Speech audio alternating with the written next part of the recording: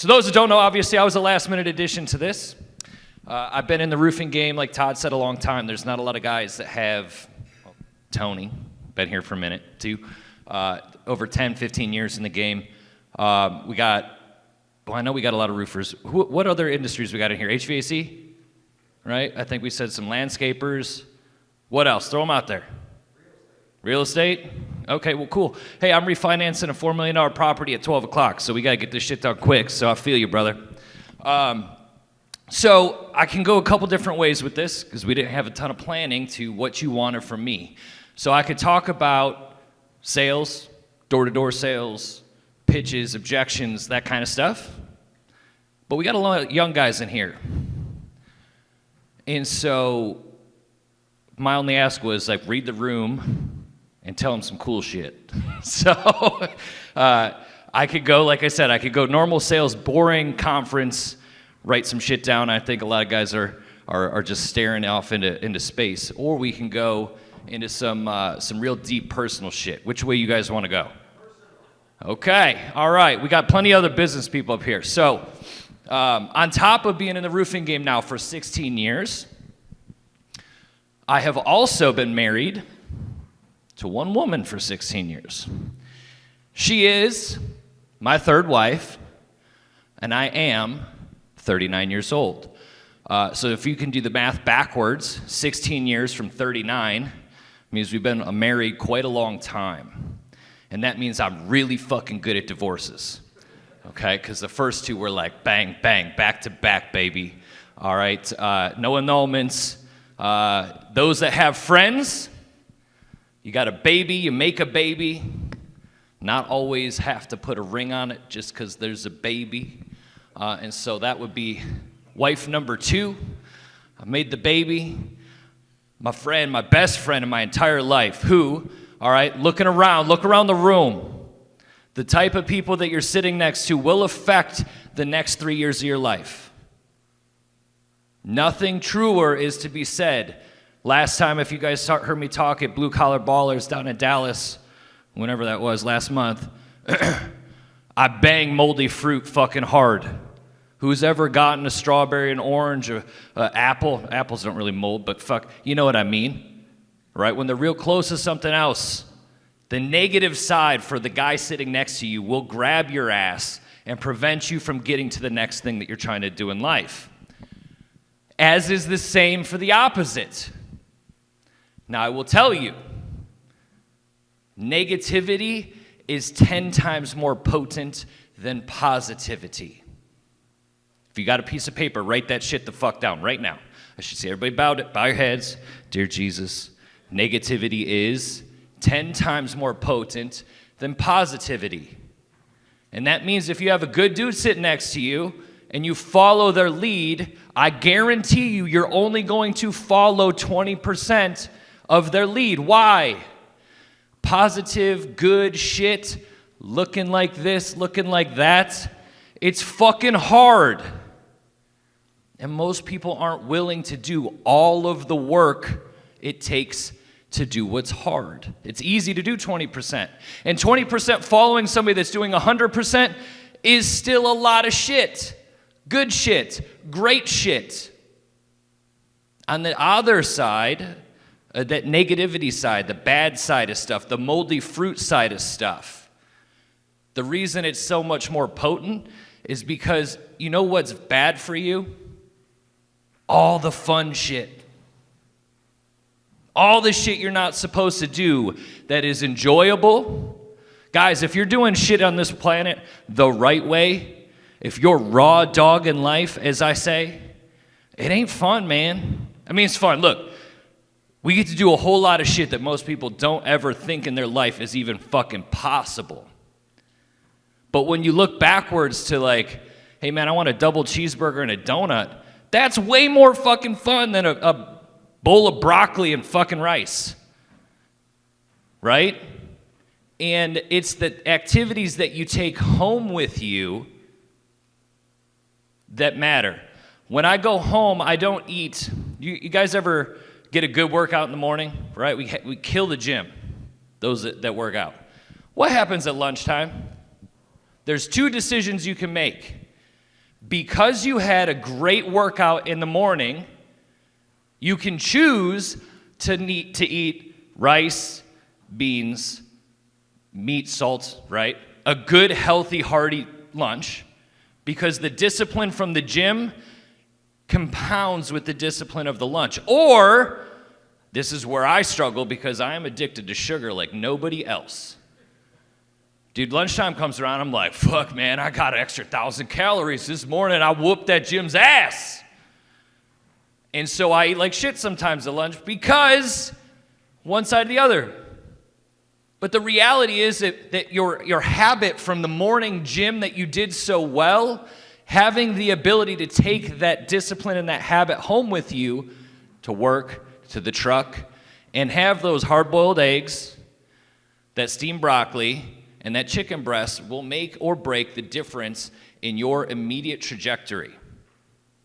Now, I'm speaking mostly to the young crowd here. The seasoned guys, we've been through it. The grind thing's probably past us in the rearview mirror. But the young guys, you guys have 5 years. If you donate the next 5 years of your young, malleable, moldable life to live like a pauper, that means you live modestly, you take everything that you can do, the best that you can, you invest it back in your growth, your future, your health, your wealth. You get a guy like Todd to help you with your nutrition and your workouts and tell you what's best to do. You get a spiritual advisor to tell you the best shit that you should be doing on Sundays and prayer. And you start to get discipline within that. I promise you that after 5 years, you will have more money and disciplined financials that the rest of your life, you'll not be able to outspend the money in your bank 5 years from today. That was taught to me when I was 20 years old. It'll stick with me for the rest of my life. That was also a period of my life when I swore off women. I said, I'm going to get fucking rich. I ain't talking about no more pussy no more. It's just going to be me and work. About 9 days later, my wife of 16 years moved into my 2-bedroom apartment as my roommate. And ladies, this is where you do earmuffs. She paid rent with her vagina. And so what I thought back then was just my way to not get stuck and do my thing turned into, well, shit, I guess we're going to figure this thing out. Now, you heard the dirty on how I got engaged. I met my wife, how we got started with all of what that is. She worked with me when I was selling door-to-door for AT&T. That's how we got introduced. But I don't have some hoity-toity carriage basket ride, the stars aligned, the music was tweeting in the back of my ears, and I went, oh my God, that woman is just so amazing. She's the one. I have the tickles and the prickles and, right? Y'all know what that's like, at least at some point in life you did, hopefully. What we had was a situation, a circumstance, and so we're getting to a place here where I want to talk to you guys about the word commitment, because it applies in every single area of your life. Obviously, we're talking about discipline. Commitment and discipline go hand in hand. They go together. And so being very disciplined in what you're doing has to do with your level of commitment to that discipline. Does anybody think that it's very easy to get up and go to the gym, start your day at 5 a.m.? Who here starts their day at 5 a.m.? Who here has had a season in life where they started their day at 5 a.m.? Okay? Been there. I really am trying to like get past that right now. I'm in that space of my life where I'm like, we could do 6:30. But when I was in that season, that 5-year pauper season, 7, 8, mine probably stretched 10, 11, 12 years. It was 4 a.m., it was 4:30, it was an hour drive to the gym, it was a gym bag, it was everything planned the night before, because my commitment had to exceed the comfort of what's on the other side, the bad moldy fruit side of what could have happened. And so for you guys to be really dialed in and committed, you guys have to, beyond the discipline, you have to be committed to something. Most of you guys aren't committed to yourselves in the way that you need to be for your own bank account, let alone ever adding in another human being, a child, a wife, the next season of life. Who here's got kids? Who here's married? Okay. All right, good news. Good news, bad news. There's some hands that went up, I got kids. And some hands that went up, I don't got a wife. All right? And so what that means is I got the yin and yang, baby. We played that game. Okay? I got 3 kids. Mine, hers, ours. So I feel you. Right? Not a reason to put a ring on it. But if you do, all right, understand that the difference between, do you know what the statistics are that you're going to get divorced if you get married today? It's way fucking higher than 50%. You know what the statistics are that you're going to get divorced 10 years from now is? Probably like 90. If you look historically back and you put a graph across it, the likelihood of divorce when I was a kid, right, in the 80s, boomer, I know, relax, right, was like, yeah, it's like 20, 30%, 20 and change. When I got, over the years, it's 30, 40, 50, 60, right? If you watch that fucking graph, guys, it should disgust you. It should. And the reason is because why? We're talking about easy and hard shit. Is it easy to be married?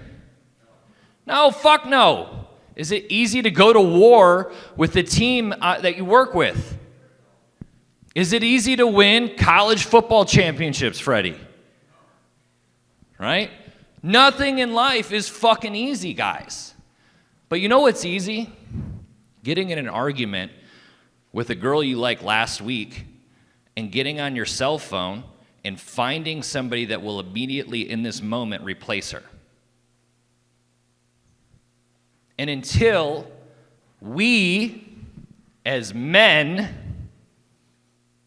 and some of the ladies in here, mostly men, we fuck it up, you don't. Okay? We as men have to get back to a place of fucking manhood and get rid of this soy boy, fucking gay boy bullshit. Purple hair don't care, like, oh, maybe I love you, but I don't love you. Be a fucking man. And part of that is understanding that the decisions that we make have consequences, good and bad. Would you agree? Everything we do has, per Newton's third law, an equal and opposite outcome. Now, that outcome can be great. It could be fucking awesome. Or it can be an absolute train wreck. Right? And so, your ability to become, the man that your wife, future wife for those that aren't married, deserves is on you. If we choose to be married and 3 years into the marriage, stop taking care of ourselves, are we upholding our end of the agreement? Likelihood she's in the same boat. So this is a yin and yang and a give and take. But these things all need to be communicated, guys. I promise you, if you don't let yourself become a fat piece of shit, your spouse will do what? She's likely going to put some effort into her appearance. Okay? So longevity of your ability for yin and yang has to come back to your level of discipline and commitment. Who leads the house? Guys, focus. Who leads the fucking house? Can I get some like, oh, we're all guys. Oh, yeah, I lead the house. Right? If you've ever been to church for one day, who is the head of the household? The fucking man. Who sells a bunch of shit door to door? You fucking, everybody in here say something, raise a hand, clap, fart. I don't give a shit. Make some fucking noise, guys. Get excited about something. The reason that I'm talking to you about this and I'm trying to be passionate is because when I walked into the room, I saw a bunch of young people. And I didn't grow up with somebody that taught me how to have the best fairy tale marriage, which is probably why I did the first two so quickly. The third one wasn't great, guys. Third one, I've been married 16 years. The first probably 7, 8 years of that, I was doing the same dirty shit that you guys are doing, have done, will do, would, should, could in the future do. My time we didn't have Snapchat. I was a baby when Facebook came out. So we would do the Facebook thing, right? Actually, dating myself, my first wife I met on MySpace. Yeah, I was in a band, so I was kind of cool. But she's like, yo, man, I serve ice cream up the street. We should talk. And wouldn't you know that social media was the backing of my inability to maintain my relationships with my first two wives. It's your ability to maintain any relationship that you choose to have, whether that be with a mentor type person, right? Derek, myself, Todd, fucking Brad a little bit later, whatever. That takes commitment, would you agree? All right?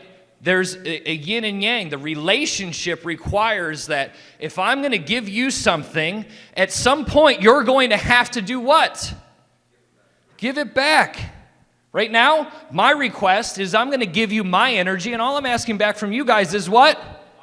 Your fucking energy. Right? We all spent money to be here. We did the thing. Let's pretend like we're here to learn some shit. And I'm telling you guys, your ability to build big shit will come down to your spouse. If you're going to sell a bunch of shit and then invest in something and stack that, the first 10 years, all I did was buy apartments. First 8 years, I was a commission guy. I made about $250,000 a year, just straight commissions. I lived on $99,000 of that money, and 100% of the rest of the cash went into apartments. The person coming to refinance the property today is a property I bought 8 years ago for $800,000. We're refinancing it right now for $5 million. I've done this 3 times now. But my ability to be efficient in what that looks like is my ability to be able to go home. And you guys, this isn't a healthy thing, but it's as healthy as it's going to have to be. But you're bouncing ideas off of your spouse. You're going to be talking to them 24/7 about what you're passionate about. And your ability to be addicted to being the best version of you and focusing on your future and bigger shit and what you're doing, not everybody in this room is going to be like, yeah, man, I want that. But the handful of you guys right now that's like, yeah, motherfucker, one of us. Okay, I'm telling you, this is the shortcut to not giving half your shit away. Because as you start to get money, if you make dumb mistakes and stupid errors with the thought that we're going to fill a void that doesn't exist, what is the consequence of that decision? I don't know what the laws are in Illinois, but I have to assume that she gets half. You know what the divorce rate is in, I don't know, what the fuck is that country over there? Gaza. How much? Dakistan, Pakistan, Kazakhstan, all right. Number 2 whore, all Kazakhstan. All right, my alter ego is Borat, so, we'll go there, so sure. What's the divorce rate over there? Fucking nothing, 0. Why? Besides the fact that she'll get her head cut off if she leaves you. All right, so there's a cheat code involved in this a little bit, like I get it, okay? But if we took away the you'll die if you leave, how did they originally meet? Did they just meet by happenstance? Or was there usually an arrangement? There's an arrangement. And that means that relationship right there has to be born out of a mutual respect in what it is, and that there is no way out. And because there's no way out up front, guess what? Dude, those people, regardless of like the craziness, most of those people are the happiest married people you will ever meet. Because there is no plan B. There is no, yeah, but, coulda, woulda, shoulda, she looks, whatever, drive down the road. Ooh, what's that? We window shop shoes. We window shop all of the fun things like that we can purchase. We don't window shop women. Shouldn't be. All right. Like, well, honk, honk. You should catch yourself like, ooh, nope. Not today, devil. Dude, like, we joke. It's a joke, but it's not. I've gotten to a place in my life here where my marriage is the head most important thing that I do. I'll throw the fucking company in the garbage tomorrow for my wife. Now, fortunately, I don't ever have to do that because she and everybody around me, it's not a secret. I have a tattoo right here under my titty that says, "My wife will cut you." All of my clothing that's branded has it sewn into the inseam of it. My pants has it right here. If I were ever to just be an idiot, my shit literally says, "You're gonna die because my wife will hunt you down and fucking murder you." What degree of commitment do you have to anything in your life that you're openly willing to sabotage yourself from making bad decisions? Think about that. It's a joke, but it's not a joke. She thought it was hilarious when I was like, "Let's go get a tattoo." It was an internal joke, the spousal thing. Yeah, my wife will cut you, ha. Right? And I was like, well, that's kind of catchy. I should get a tattoo for that. Hey, you know what? We should make a website for that. That's literally my fucking website, mywifewillcutyou.com. Because I have a level of commitment that most people in here don't have to themselves, to another human being. What I never have to think of is whether or not I'll end up in a divorce situation ever again. Because I am committed wholly to what I'm doing. Beyond that relationship with just my wife, but who else am I committed to? My team. You guys all here work for somebody or employ people or are on a team. If you don't do your job, what happens to you? Do you hold him accountable that if he doesn't do his job, you kick his ass? I'll bet you don't.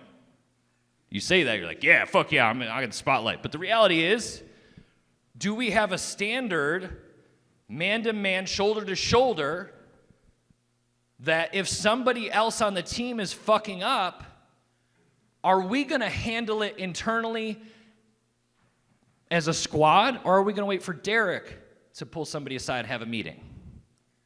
Because if it has to get to him, it should have been a meeting from you, a meeting from you, a meeting from you. Like before meeting, after meeting, we had chicken wings, right? And then it was like, hey, Derek, this guy's got to go. It's not a, Derek, you need to have a talk with him. It's a, hey, we have already tried to correct this situation as peers, and it was unavoidable. It's just not fucking one of us. Do you protect what you have going on more than anything else in life? I protect my circle like it's like air, like it's fucking air. But do you protect the people that you work with? Is there a level of commitment that's required to be in and around your energy? At your company, at your corporation, the people that you work with, do you constantly cast the vision, talk to the team that this is what it's like to fucking work here? And if you're not here, dude, you don't work here. Because I'll tell you, most places don't hold that, because when you fall in line here, guess what? These guys still produce revenue. And so we're like, yeah, but they're not doing the thing, but let me ask you a question. You guys watched the Chiefs play a really shitty Super Bowl this year, right? Not good. I live in Kansas City. I was like, phew, shit. All right, we're used to Patrick throwing the ball like this and, kicking it and people catching it and scoring touchdowns. But when he can't do that, because the line can't do their job, somebody else on the team can't do their job, does that take away from Patrick Mahomes' ability to throw touchdowns? Should it be on Andy Reid to have the conversation with Chris Jones that he can't stay on sides? Or are they already beating his ass in the huddle, probably? Right? think of everything you guys are doing through that lens. Am I holding the line with my team? If we're back in the days of Troy, we got spears and fucking swords and shit, right? I don't know, because I was never in that time. I didn't fight any wars with a sword, but I see it on TV, them screaming and yelling, hold the line! And I can only assume that has to do with the fact that if they start to break off into scattered little groups and running away, that they're all going to die. And so if they hold the line and stand there, one or two of them is going to die, but the one or two that dies at the behest of surviving everybody else that's on the team. And so what are you doing that maintains your level of dedication and commitment to what you're doing every day? Really audit where you're at today, where you want to go, who's in the circle of influence around you, who do you spend your time with. The 5 people you spend the most amount of time with will dictate who and what you become, good or bad, irrefutably. Does that mean that you cut out your high school friends and the people that were whatever and whatever? Who said that? Whoever said yes, fuck yeah. Was it you, Derek? You shut the fuck up and make your people talk. I thought I heard it from one of these guys, like, all right, participation. I'll take it. All right, but yes, fucking cut those motherfuckers. I went through 4 years, I didn't talk to my mom or my dad. Sorry, y'all are crabs in a bucket. I love you, and if grandma dies, call me up, I'll be there. But beyond that, don't bring your fucking horse shit around me that is gonna poison what I'm trying to do. Because when my dad died when I was 18, she remarried. And so from whatever 18 to probably 25 years old, 30 years old for me, she didn't work. She married a rich-ass motherfucker. Congratulations, hell yeah.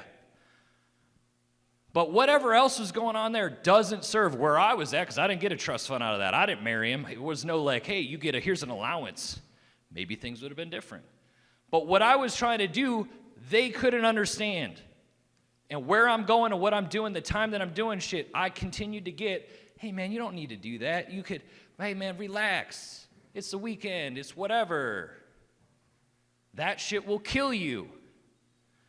Your friends that are doing less and eating Cheetos, it's my favorite thing, Cheeto-eating motherfuckers. Dude, those are the lazy people with, like, the Cheeto dust in between their titties on the couch. I'm telling you, man. It's what we call them at my office. It's like, it's a running joke. And that's what they get. They become Cheeto eaters. Fuck it. Cheesy fingers. And so for your ability to cut those people out of your shit so that you can be better than them, and that's a fact. When they say, hey, man, you act like you're better than me, you're going to say, yes, hell fucking yeah, I am. And you're not going to feel bad about it. Because you shouldn't. Because you are a bad motherfucker. And you know you're a bad motherfucker because you're what? Disciplined, committed, willing to do the hard shit. You're doing everything that they're not willing to do, and the shit that they're willing to do is easy and is what all the fat, Cheeto-eating motherfuckers do. And you aren't one of them. So irrefutably, with mathematical provable evidence, you can say, yes, I am fucking better than you. And tell them to suck a dick online. Yeah, eat a shit. And tag me and Todd on it. We'll jump in there and talk shit too. But only if you're doing the right shit. If you're in there being an embarrassment to yourself, acting like a bad motherfucker, suck my dick, I'm the best. Oh! But meanwhile, what you're actually doing is all the gay shit, the easy shit, the stuff that we just talked about, it's all bad. Don't holler at us, because we'll be like, yo, homie, bad luck. You might want to delete that post, right? You got some mirror time to do. Stand in that mirror and look at it real clear. Hey, I'm not really doing what I said I was going to do. I know I said I want to do it. I want to do the things, but it's hard. Because it is. But if you look at the end result, guys, the juice will become worth the squeeze. It will take 10 years for everything to look different. 5 to 6 years, nothing will look an ounce different. You will work your nuts into the door and grind like nothing else, and you will feel like every day is the same day, over and over and over again. Chicken and rice never get better. The best bowl of chicken and rice you will ever have is like your first 3 bowls. On bowl number 4, it becomes diesel fuel. And you're like, tank was empty, time to fill it back up. There is no longer enjoyment that comes with that. And for 5 years, you're going to live that. There will be some things. I always tell everybody, in those first 5 years, you still got to rent the lifestyle you want, right? Spend a weekend, go do something real quick, real fun, like touch it.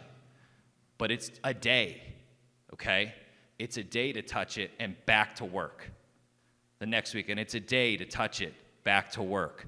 Because one day, 5, 6, 7, 8 years, that'll become the life that every day is the day. Okay? That's what I got. Love you guys.